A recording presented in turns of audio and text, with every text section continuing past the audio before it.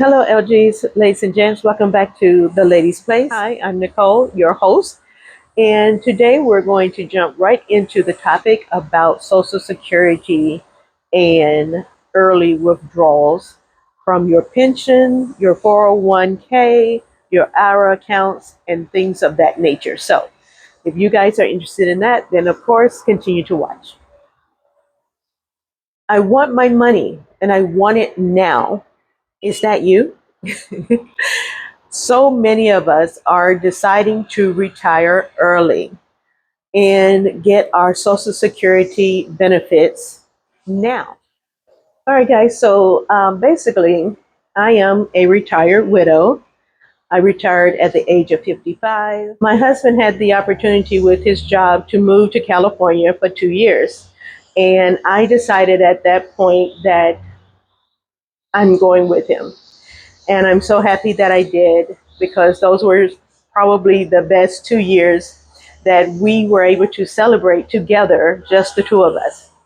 Our children were grown, and my youngest was in her first year of college. And so, deciding to quit my job and retire, I followed my husband to California.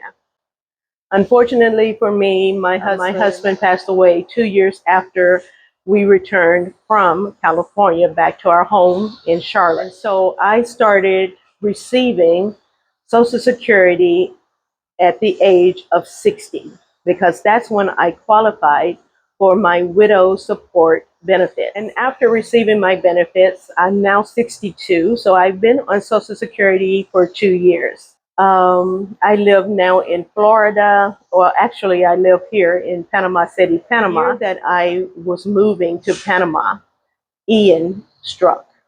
And of course, there were damage and stuff like that to my villa. And so, yeah, it has been financially a struggle because, with the pandemic, inflation just went crazy. Then, following that, we get hit with Ian. And as you guys probably are aware, because I still have my villa in Florida, we're now being threatened with Milton. All right, so with all that being said, making sure that I have enough income or enough money to support my lifestyle of $60,000 or more a year, I'm always looking for ways to withdraw from my pensions, from my IRAs, from my 401ks, any of those monies that will not be um, labeled as income.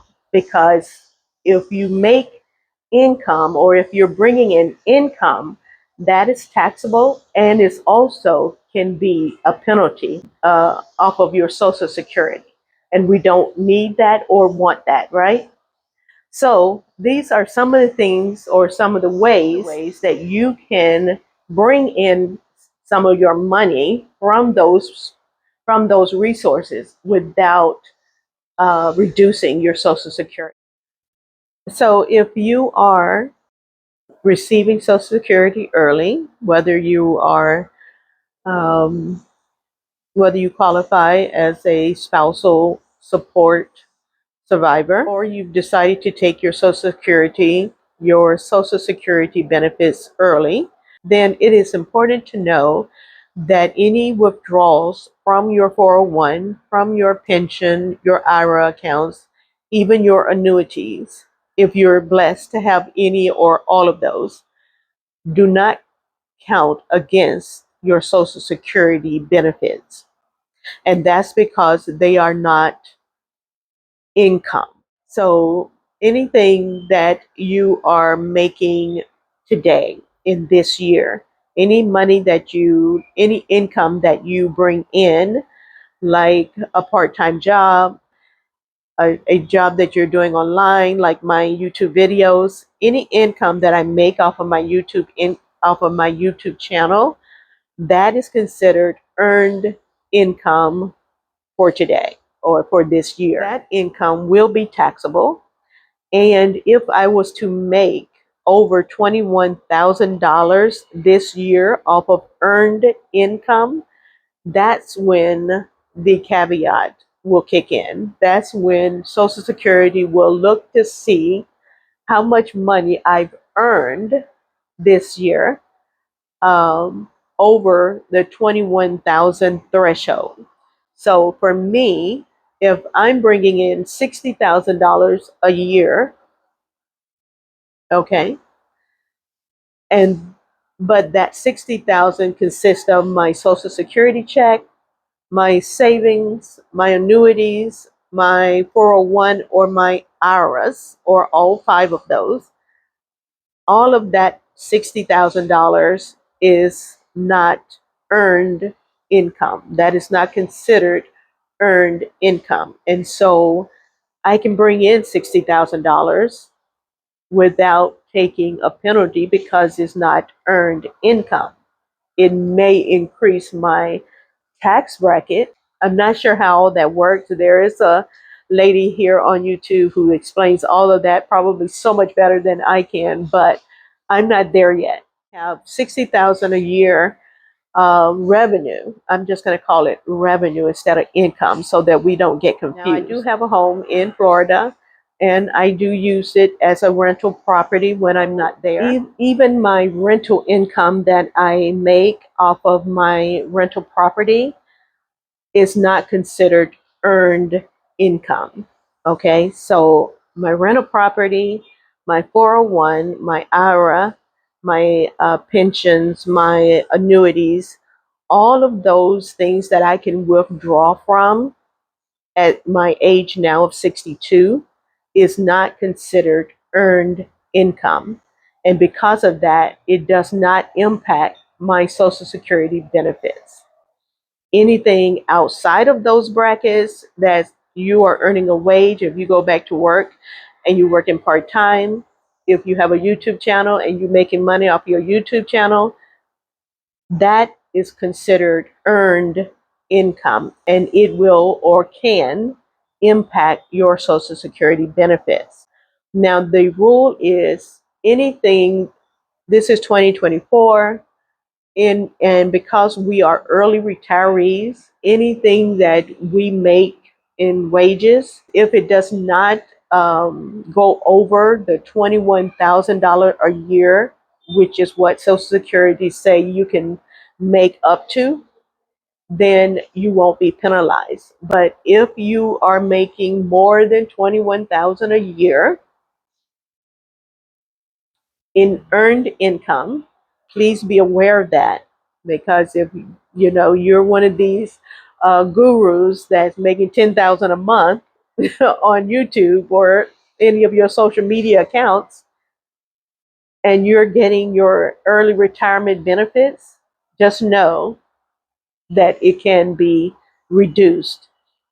It will be reduced $1 for every $2 that you are making over the threshold. So if say my 60,000 a year was based off of income that I earned, not my assets, not my investments, but that I earned by working on YouTube, then 21,000 of that is fine. Anything over that 21,000, but every $2 that I make over that 21,000 threshold, they will withdraw or they will reduce $1 from my Social Security. So if I'm at 60,000, and I'm trying to think of that, what is that in my head, but just say 40,000, I'm $40,000 over the 21,000 threshold, then they're going to reduce my Social Security benefits by $20,000. Okay? Don't think that you will not get that money back. You will eventually when you reach your full retirement age. But because my full retirement age is 67 and I'm 62, I've got 5 years before I see that money hit my account again, that money that they withheld. or that money that they reduced my Social Security. All right. I hope this is making sense. And if not, I'm not a financial advisor or anything of that nature. These are just things that I have learned because I wanted my money and I wanted it now.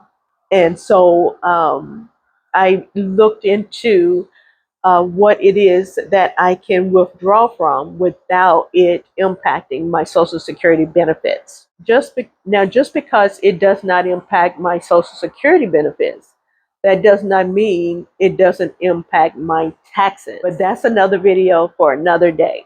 Today, we're just talking about what impacts our Social Security benefits as early retirees. And so, to sum it all up, it just means that you can withdraw from your 401, from your IRA accounts, from your annuities, your savings. You can have rental property and all of that, and it will not impact Social Security. For you who are early retirees like myself, and maybe you're not getting enough income from Social Security, okay?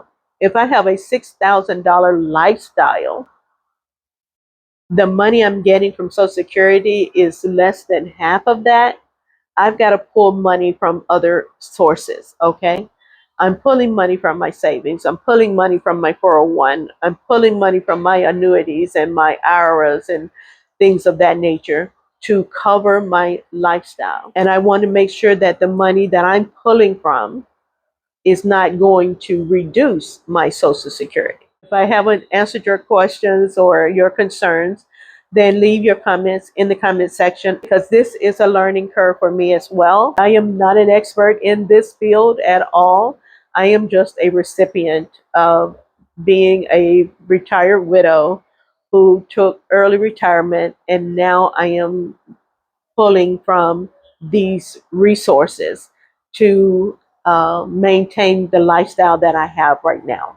And the most important thing is to remember that these sources that we're pulling money from, okay, depending on how much money you have in those, you want to make sure that what you're taking out every month or every year or whenever you're making your withdrawals, that money is generating enough interest or is making money for you to continue this lifestyle for the next 15, 20, 30 years. Okay. So it is important that we talk with a financial planner, an estate planner, a financial advisor, your tax consultant. All of these people are necessary to make sure that we are maintaining this lifestyle, that we can maintain this lifestyle for the duration of our life. And that's the whole purpose, is so that I can, one, enjoy my life while I have it. But if I was to pass away early, I would have money for my children to benefit from. Now, my goal is, of course, I want to leave money for my children, but I still want to make sure that I'm living, I'm enjoying my life. Live for today, but plan for tomorrow. Okay? Thanks for watching. Don't forget to like, comment, and subscribe to my channel. And let's get this video up to about, let's try to do 1,000 likes on this one. Okay? So again, thanks for watching. Be blessed and a blessing. I'll see you on the next video. Bye-bye.